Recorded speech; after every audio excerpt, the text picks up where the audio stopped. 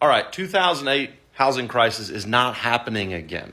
If you really understood 2008, you would realize this.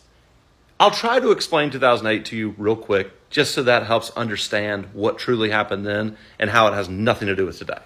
In 2008, the housing market collapsed as we know. But why did it collapse? Well, it collapsed because the banks were loaning money out to people who really just had a heartbeat, that was it. And if they didn't have a heartbeat, there were cases where they were still loaning money to dead people. They didn't care. The banks just wanted to loan money. Well, when everything came crashing down, there was more than an average amount of foreclosures and zip codes, and the banks did what's called a mark to market. They wrote everything down like 40%. So take an original loan amount of $1 million.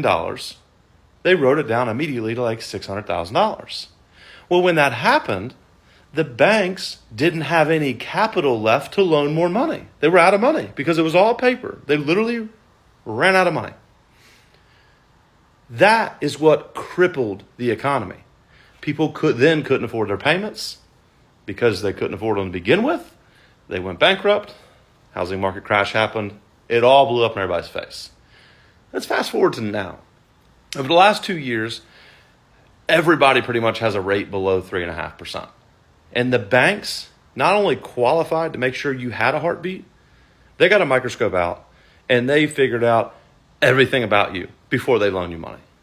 So everyone that owns a home over the last couple of years is extremely well qualified with legitimate income, with a rate that's like 3 to 3.5%. Everyone that owns a home could literally leave their home right now and rent it out and cash flow like a ton of money.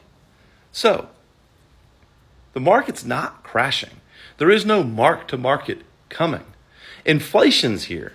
And thank God, the only thing that we can control with inflation was our interest rate for 30 years that we all locked in over the last 2 years.